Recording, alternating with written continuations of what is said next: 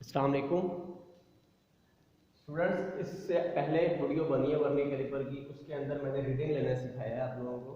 उससे पहले दो वीडियो बनी हुई थी, उनके अंदर उसके पार्ट्स वर्नियर कैलिपर के सिखाएं और उसको कैसे परफॉर्म करना है और लीस्ट काउंट कैसे निकालना है या जीरो एरर कैसे निकालना है। ये सारा डाटा उन वीडियोस के अंदर मौजूद है।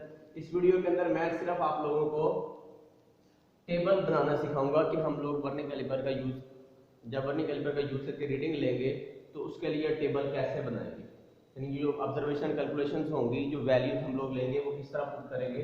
तो ये मोस्टली टीचर्स भी बच्चों को क्या टेबल याद करवाते हैं और बच्चे भी इनको रट्टा लगाने की कोशिश करते हैं। तो ये जो टेबल है ये रट्टा लगाने से नहीं तैयार होगा। इसके लिए आपको मैं एक तरीकाकार सिखा रहा हूँ जिसको देखते हुए आप इसका टेबल आसानी से बना सकोगे, जिस टेबल के अंदर रीडिंग से लगानी है। अब इसके लिए फॉर्मूला है, लास्ट वीडियो में मैंने जिक्र किया था, ये फॉर्मूला इसको जहन में रखना है और इसी फॉर्मूला को देखते हुए हमने टेबल बनाना है। अब ये पहले फॉर्मूला के अंदर पहला स्टेप है, फॉर्मूला के अंदर main scale reading plus n2 vernier scale division और अगले नंबर पर है लीस्ट काउंट। तो पिछली वीडियो में मैंने लीस्ट काउंट निकालना भी सिखा दिया था और फार्मूला में वैल्यू लगाना भी सिखा दिया था कि अगर किसी और प्रैक्टिकल के अंदर हम लोग वर्नियर कैलिपर का यूज कर रहे हैं तो हमने सिर्फ ये इतना फार्मूला यूज करके उसमें रीडिंग बना के आंसर बना देना। लेकिन अगर ये खुद से एक प्रैक्टिकल आ जाता है वर्नियर कैलिपर का तो फिर हम इसको ये फार्मूला अपने पास रफ में लिखेंगे और इस फार्मूला को देखते हुए टेबल बनाएंगे। तो फार्मूला के अंदर पहला स्टेप जो है हमारे पास वो है मेन स्केल रीडिंग। तो यहाँ पर जो टेबल बनाना है, टेबल में मैं इस खाने में पहले खाने में लिख रहा हूँ, ये खाना अभी मैं छोड़ रहा हूँ, ये मैं बाद में समझाता हूँ कि ये मैंने क्यों बनाया। यहाँ पर लिख लेंगे नंबर ऑफ ऑब्जर्वेशन, जितनी भी नंबर ऑफ ऑब्जर्वेशन होगी वो नीचे यहाँ पर लगाएंगे। अगला जो पोर्शन आएगा उसमें आ जाएगा मेन स्केल रीडिंग। तो मेन स्केल रीडिंग पूरा लिख लो, पूरा नहीं, मैं सिर्फ यहाँ पर एक इसको मैंने नाम दे दिया मेन स्केल रीडिंग को m का। ये होगी मेरे पास मेन स्केल रीडिंग, मैंने सिंपल m लिख दिया। साथ इसका यूनिट भी लिखना है, किस पे ले रहे हैं, जैसे कि मैं मिलीमीटर में रीडिंग लेना चाह रहा हूँ तो मैंने इसको कह दिया कि मेन स्केल रीडिंग यानी m ये किस में आ गया, मिलीमीटर में आ गया। अगला जो कॉलम है उसमें मैं बात करूंगा वर्नियर स्केल, सॉरी ये रीडिंग नहीं होगा, ये डिवीजन तो होगा, नंबर ऑफ डिवीजन होते हैं वर्नियर स्केल डिवीजन। तो वर्नियर स्केल डिवीजन यानी नंबर ऑफ डिवीजंस है। तो मैं इसका पूरा नाम आप लिखना चाहते हो तो यहाँ पर लिख लूंगा, पूरा नाम नहीं लिखना है, मैंने इसको n कह दिया, नंबर ऑफ डिवीजंस है। तो इसलिए इसका यूनिट ये कोई नहीं आएगा, नंबर ऑफ डिवीजन दिए। तो ये मैंने n लिख दिया। उसके बाद अगली बात हो रही है ये और ये दोनों रीडिंग्स यहाँ पर देखें, लीस्ट काउंट तो हमने पहले निकाल के रख दिया होगा ऊपर जो मैंने लास्ट वीडियो में सिखाया है। तो ये जो चीज है लीस्ट काउंट, इसको मल्टीप्लाई करना है वर्नियर स्केल के डिवीजन के साथ। तो इस पोर्शन को बोलते हैं फ्रैक्शन टू बी एडेड।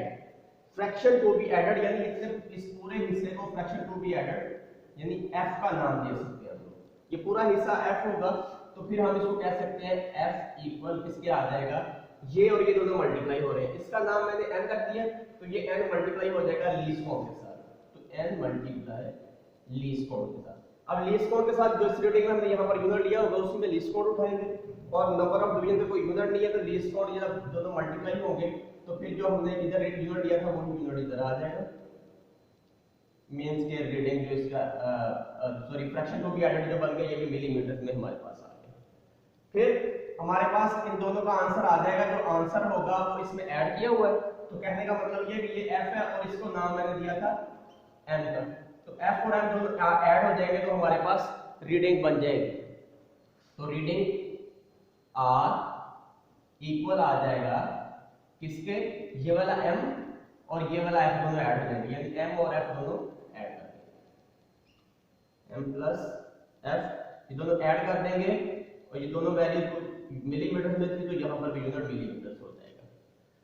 अब मे बी कि हमारे इंस्ट्रूमेंट में कोई जीरो एरर है, अगर कोई जीरो एरर हो तो फिर आप ये कॉलम बना लोगे, अगर जीरो एरर ना हो तो वो आपकी कॉलम नहीं बनाओगे। जीरो एरर कैसे चेक करना ये भी ऑलरेडी वीडियो पहली वीडियोस में ये बात हो चुकी है। तो जब अगर सपोज आपके इंस्ट्रूमेंट के अंदर जीरो करेक्शन होगा तो यहाँ पर आप लोग जीरो करेक्शन बात लिख सकते हो। अगर जीरो एरर हो इंस्ट्रूमेंट में, जीरो करेक्शन नहीं लिख सकते तो आप फ्रैक्टल रीडिंग का वर्ड यूज कर दो। तो फिर जो जीरो करेक्शन या फिर फ्रैक्टल रीडिंग होगी उसमें जीरो एरर जो है वो प्लस या फिर माइनस करना होता है जो हमारे पास ऑब्जर्व रीडिंग होती है। इसमें अब प्लस या माइनस करने का मतलब क्या है कि अगर हमारे पास जीरो एरर पॉजिटिव है तो यहाँ पर आके जीरो फ्रैक्शन नेगेटिव में हो जाएगी, अगर जीरो एरर नेगेटिव में है तो जीरो फ्रैक्शन पॉजिटिव में हो जाएगी। प्लस माइनस का मतलब यहाँ पर ये, तो ये भी किस में आ जाएगा, मिलियन।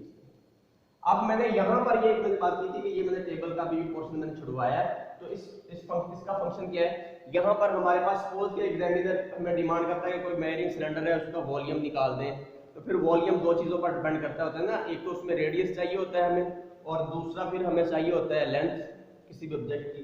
तो फिर हम रेडियस को हम लोग लैब में डायरेक्ट निकाल नहीं सकते, लेकिन हम लोग डायमीटर निकाल सकते हैं, तो फिर डायमीटर को कन्वर्ट कर लेते हैं रेडियस में। तो फिर इसके लिए मैं बात कर रहा हूँ कि यहाँ पर हम लोग पहले हिस्सा जो रीडिंग का हिस्सा है इसको हम लोग कह सकते हैं कि ये हमारे पास हो गई लेंथ, जितना हिस्सा लेंथ के लिए यूज कर लेंगे, और ये जो नीचे वाला हिस्सा है ये हमारे पास डायमीटर के लिए यूज हो जाएगा। तो डायमीटर के लिए हम लोग इतना हिस्सा यूज करके ये पोर्शन यूज कर लेंगे। नंबर ऑफ ऑब्जर्वेशन में जैसे तीन रीडिंग्स हमने लेनी है, तो ये 3 इसके लिए होगी और ये 3 इसके लिए होगी। प्रैक्टिकल परफॉर्म करेंगे, परफॉर्म करके इसमें वैल्यूज लगा लेंगे। इससे अगली वीडियो में मैं आप लोगों को टेबल के अंदर रीडिंग्स लगाना सिखाऊंगा।